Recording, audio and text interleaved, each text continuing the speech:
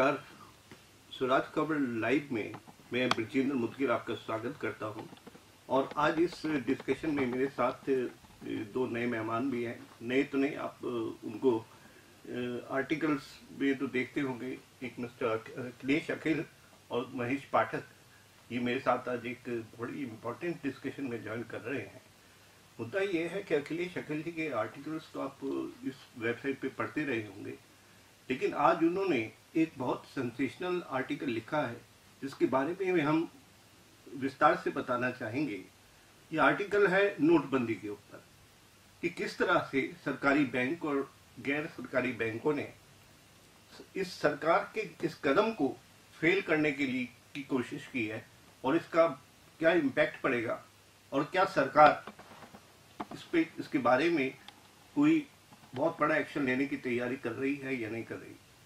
तो इस बारे में हम अखिलेश अखिल जी से विशेष आपका परिचय कराएंगे और वो विस्तार से बताएंगे कि कैसे उनको इस खबर की जानकारी हुई और किस तरह से सरकारी बैंक और गैर सरकारी बैंकों ने सरकार के ही इस प्रयास को विफल करने की कोशिश की। ये जो नोटबंदी का जो मसला है, ये बेसिकली भारतीय अर्थव्यवस्था के लिए एक बहुत बेहतरीन प्रयास हम कह सकते हैं। इसको आज़ादी के बाद सरकार ने कई फैसले लिए, लेकिन उसमें पूरे जो 70 साल की जो आज़ादी है उसको अगर हम तीन खंड में बांटते हैं तो ये 21वीं सदी का ये पहला एक तरह से आर्थिक सर्जरी के रूप में इसको हम देख सकते हैं।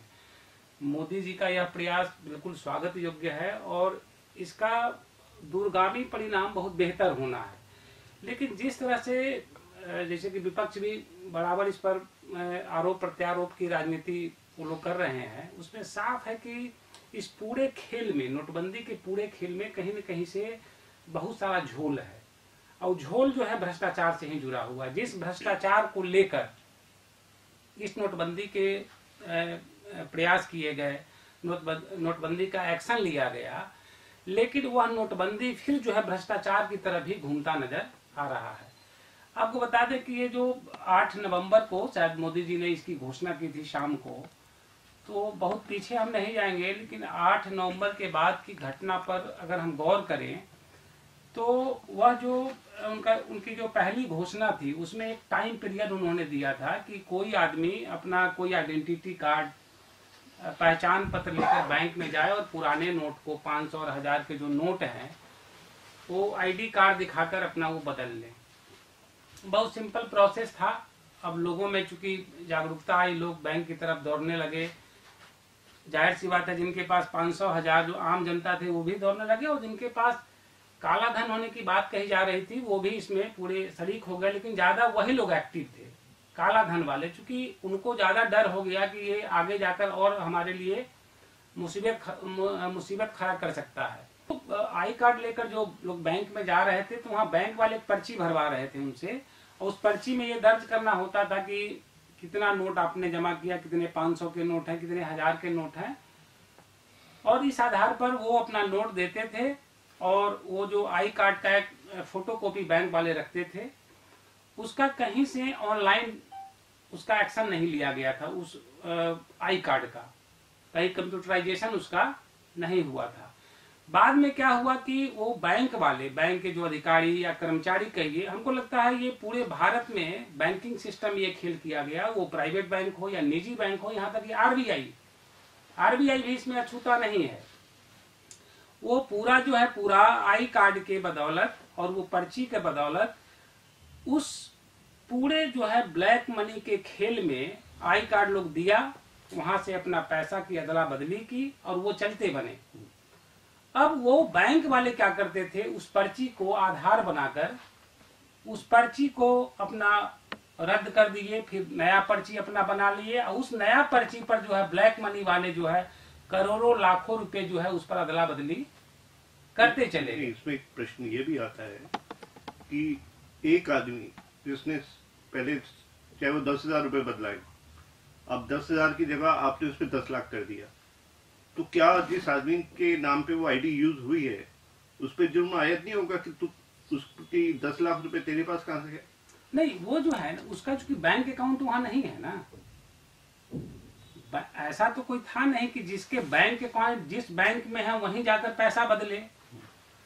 वो तो एक घोषणा इस तरह की हुई कि जिसके पास भी पैसे हैं, पुराने नोट हैं, किसी भी बैंक में, यहाँ तक कि पोस्ट ऑफिस में भी जाकर आप पैसे का अदला बदली कर ले। ये एक बहुत बड़ा लैकुना है और ये नोटबंदी की जो पॉलिसी बनाई गई उसका एक बहुत बड़ा छिद्र, लिंकेज कहिए, ये लिंकेज उसमें बना हुई है। और इस पूरे खेल में समझिए कि आज की तारीख में जो नोट पकड़े जा रहे हैं वह नोट उसी 15 दिन पहले का नहीं। इससे जो एक्सिस बैंक के जो 2 मैनेजर गिरफ्तार हुए वो तो हफ्ते के अंदर हुए थे, तो सरकार को इसकी जानकारी हो गई। जाहिर सी बात है कि वो सारा प्रोसेस चल रहा था। तो उसके बाद ये तो मैंने चूंकि उसके एक सिस्टम की तरफ ध्यान दिया, ये एक सिस्टम की तरफ, उसमें बहुत सारे बैंक, ये पूरे अगर घपले घोटाले की बात इस पूरे नोटबंदी की प्रक्रिया में चल रही है तो इसमें अगर 4-5 कारक हैं तो उसमें सबसे महत्वपूर्ण कारक बैंकिंग सिस्टम ही है। बैंक के जरिए ही ये पूरा का पूरा करप्शन किया गया है, बैंक के जरिए ही पूरा करप्शन आज भी किया जा रहा है। ये बैंकिंग सिस्टम ही पूरा इसमें इन्वॉल्व है। जी देखिए, जो एक्सिस बैंक के जो 2 मैनेजर पकड़े गए थे वो तो एक हफ्ते के अंदर ही पकड़े गए थे जी। लेकिन इसका मतलब जो मोडस ऑपरेंडी थी वो सरकार को पता लग गई थी। बिल्कुल। इसके बाद भी सरकार ने इसको जो आईडीज का जो मसला था, जिस तरह से आप बता रहे हैं कि इस तरह हर आदमी के आईडी के जरिए घोटाला हुआ, तो उसको चेक क्यों नहीं किया गया? बाद में हुआ ना, बाद में फिर उसको ऑनलाइन किया गया। अब जो आप नोट बदलने जाएंगे बैंक में तो आपके पहचान पत्र का वहाँ ऑनलाइन किया जा रहा है। तो वो जो माने ये होता है, ऐसा नहीं है कि वो कोई जानबूझकर किया गया, क्योंकि सरकार के लोगों ने ऐसा शुरुआती दौर में नहीं सोचा या नहीं समझा। क्योंकि हमको लगता है कि देखिए, समाज का एक बहुत बड़ा तबका जो है, वर्ग है, जो बगुला भगत हम लोग बोलते हैं ना, बगुला भगत की तरह है, वो राम नाम भी जपता है और वो जो है खाने और माने चोर विद्या में भी लगा रहता है। तो वो बगुला भगत वाली कहानी। सरकार कोई नियम बनाती है अच्छाई के लिए, सरकार कोई बात करती है अच्छे कामों के लिए। सरकार मोदी जी का जो पूरी नीति है उसके पीछे क्या है कि ब्लैक मनी निकल जाए, फर्जी नोट निकल जाए और देश जो है थोड़ा सा बेहतर तरीके से आगे बढ़े। उनको अभी विकासशील कंट्री है तो विकसित देशों की श्रेणी में हम चले, तो उनकी नीति में कहीं गड़बड़ी नहीं। लेकिन ये उनकी नीति में अगर कहीं लैकुना अगर दिखाई पड़ा तो ये बैंकिंग सेक्टर का, उसमें बैंकिंग सेक्टर पूरा का पूरा उसमें सिद्ध मार दिया है। आपको मैं एक बात बता दूं कि देखिए कि आप तो 2 या 3 अधिकारी की बात कर रहे हैं, करीब करीब 24 अधिकारी सस्पेंड हुए हैं। और आपको एक बात बता दें कि 15 दिनों के बाद मोदी जी ने जो पहले घोषणा की, हाँ, वो जो है ना एक्सिस बैंक में आप 2 की बात बोले हैं, 2 अधिकारी की बात, लेकिन उसमें 24, 25, 30 अधिकारी तक उसमें पकड़े गए हैं, सस्पेंड हुए हैं। और देखिए कि वो जो 15 दिन जो पहले बैंकिंग सेक्टर ने जिस तरह से नोटबंदी का नाजायज फायदा उठाया, काफी पैसा उन लोगों ने बनाया है। और ये जो पैसे पकड़े जा रहे हैं उसी दौर के पैसे हैं जो बहुत बल्क में वो पैसा उन्होंने जो है बदल दिया था। ठीक, अब देखिए कि उसके बाद मोदी जी को, उनकी व्यवस्था को, उनके सरकार के तंत्र को जब पता चला कि नहीं बैंकिंग सिस्टम में कहीं गड़बड़ियां हो रही है, तब उन्होंने क्या किया कि बैंकिंग सेक्टर में जासूसी करवाना शुरू किया। जासूसी मतलब कि उनके ऊपर नजर रखने की बात हो गई, कई टीम लगाए। ये आजकल ही खबर आई है, उसको मैं बहुत ज्यादा नहीं देख पाया हूं, लेकिन ये खबर हम उसको वाच कर रहे हैं कि खबर ये आ रही है कि करीब बहुत सारे बैंक में स्टिंग कराए गए और 400 सीडी बैंक और बैंक के भीतर दलाल, बैंक कर्मचारी, बैंक अधिकारी के भीतर या जो काला धन वाले हैं उनके बीच का जो नेक्सस है, उसमें करीब 400 सीडी वित्त मंत्रालय के पास पहुंची। 400 सीडी। अब उस सीडी का बाद में जो भी उसका एक्सरे होगा, लेखा जोखा होगा, वो तो बाद की बात है। लेकिन इतना मान लीजिए कि अगर विपक्ष की भी राजनीति अगर इस पूरे मसले पर अगर चल रही है, संसद नहीं चल रही है, उधर की कहीं न कहीं घालमेल है। वो आपके नेता जो केजरीवाल है वो भी इस पर बोल रहे हैं कि बहुत बड़ा घोटाला हुआ, आजाद भारत का सबसे बड़ा घोटाला, और कांग्रेस चाहे विपक्ष के तमाम पार्टियां इस पर अड़ी हुई है, संसद को भी बाधित किए हुए है। तो कहीं न कहीं से लग रहा है कि अब तो सरकार भी एक तरह से मान रही है ना कि सरकार आखिर ने क्यों जासूस बैठाया, सरकार ने आखिर क्यों स्टिंग कराया। तमाम चीजें हैं। तो उसमें ये बैंक माने नोटबंदी की पूरी प्रक्रिया को, या यूं कहें कि भ्रष्टाचार की पूरी प्रक्रिया को, भ्रष्टाचार था, समाज से भ्रष्टाचार हटाना, काला धन हटाना, लेकिन बैंक वाले फिर उसमें सेंध लगा दिए। ये वही प्रक्रिया है जिस तरह से मैं थोड़ा सा पीछे चलूंगा कि वो जब उदारीकरण की नीति 91 में राव की सरकार ने जब शुरू की थी, ठीक उसी तरह की कहानी इसमें दिखाई पड़ रही है। और कांग्रेस की राजनीति उस समय वो लोग, राव साहब अरे हुए थे कि उदारीकरण हम लागू करेंगे, ग्लोबलाइजेशन का दौर है, पूरी दुनिया में यही मांग है। और यही जो आज की तारीख में जो सत्ता में है, जो बीजेपी और तमाम एनडीए घटक दल, वो लोग उस समय विपक्ष में होते थे और सरकार संसद नहीं चलने दे रहे थे। और हमको तो लगता है कि महेश जी यहाँ पर हैं, महेश जी को ज्यादा याद होगा उसके बारे में, उदारीकरण और आज के दौर को किस तरह से नाप रहे हैं या देख रहे हैं। हमको लगता है महेश जी को ज्यादा इस पर याद भी होगा उस समय की बात सब। पूरी दुनिया में जब उदारीकरण स्टैग्नेट कर चुका है, America, France, Germany, Canada, Japan, Australia, सारे देशों की इकोनॉमी जब स्टैग्नेट कर चुकी है, चीन के जबरिया उत्पादन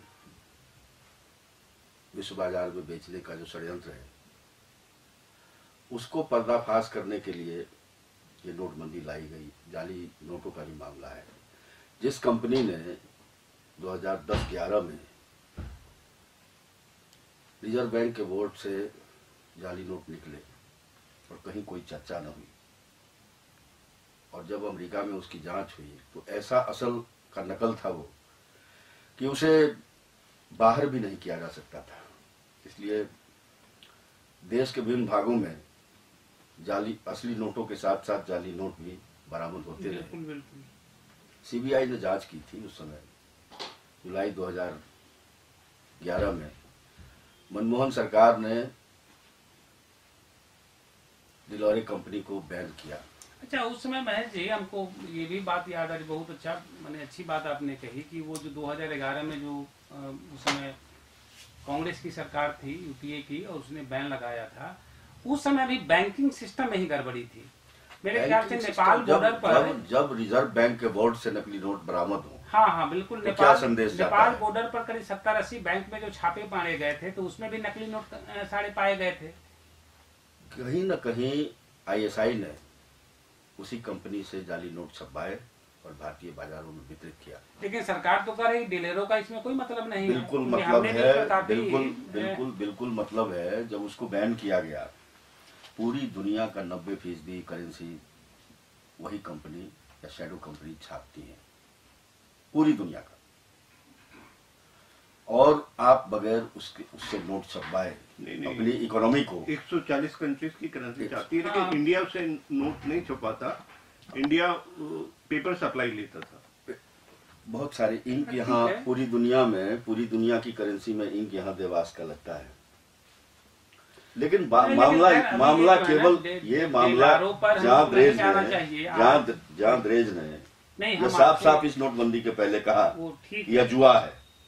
नहीं, ठीक, यह जुआ है, जुआ में भी बोल रहे हैं, जीतते भी हैं, हारते भी हैं। मनमोहन सिंह भी बोल रहे हैं, और मनमोहन सिंह को ये बीजेपी वाले उसका जवाब भी दे रहे हैं। पूरी दुनिया में आज ही खबर आई है कि वेनेजुएला ने अपने करेंसी, एक हाईएस्ट डिनोमिनेशन की करेंसी को बैन कर दिया। वहां भी लाइनें लगी हुई हैं। और मुझे ऐसा लगता है पूरी दुनिया में आज तक इस तरह की नोटबंदी नहीं हुई। किससे सलाह ली गई है? नहीं, ये अर्थशास्त्र हो चुका। सिंगापुर जैसे छोटे देश की बड़े देश की बात नहीं।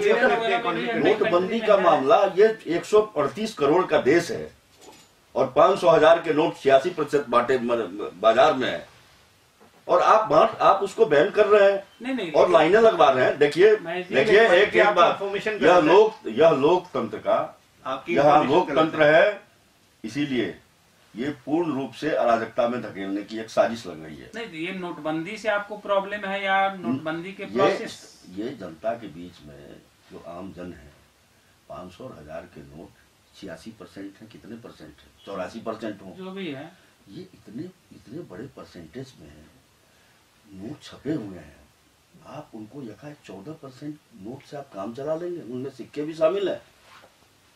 हम किस विषय पर बहस कर रहे हैं?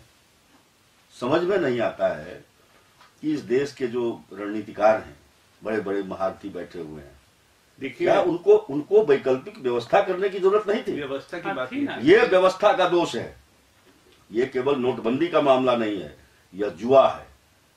और जुआ में यह भी होता है, जुआ खिलवाने वाला जो चाहता है जिसको जिताना वही जीतता है, जिसको चाहता है हराना। नहीं, लेकिन वो जो है प्रधानमंत्री मोदी जी तो ये चाहते हैं कि किसी तरह से काला धन व्यवस्था। देखिए बात यह है, एक बड़ी धन कभी काला नहीं होता। जिस धन पर टैक्स नहीं दिया जाए, जहाँ कैश का धंधा 80% का है। नहीं है, बिल्कुल है। हमारे समाज में पुराने समय से ही ये चला आ रहा है। हम लोगों का कैश का धंधा नहीं था। यहाँ भारत सिंध के लोग पूरी दुनिया में सबसे बड़ी व्यापारिक जाति के रूप में आज भी हैं। गुजराती लोग आज भी बड़े बड़े व्यापारी हैं। हमारे यहाँ कुछ ऐसे लोग थे जो पूरी की पूरी कम्युनिटी व्यापार में लगी हुई थी, और वह सामान के बदले वो सोना लेते थे। नहीं, लेकिन एक चीज हम जानना चाहेंगे, ये महेश जी, ठीक है, थोड़ा सा हमको लगता है डिविएट कर रहे हैं बात से।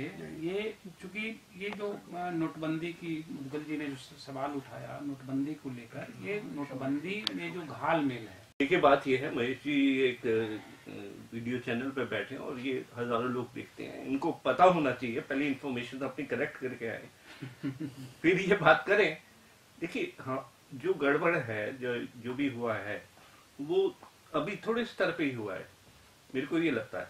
ये इतना बड़ा, जैसे आपने बैंकों का बताया, हाँ इस पे एहतियात रखनी चाहिए थी। और सरकार ने एक फाइनेंशियल आईबी भी बनाया है डिपार्टमेंट, जो कुछ मैनेजर से मेरी बात हुई थी तो उन्होंने बताया कि एक नया सॉफ्टवेयर डेवलप किया है सरकार ने, और हर बैंक, जिससे हर अकाउंट को ट्रैक किया जा सके।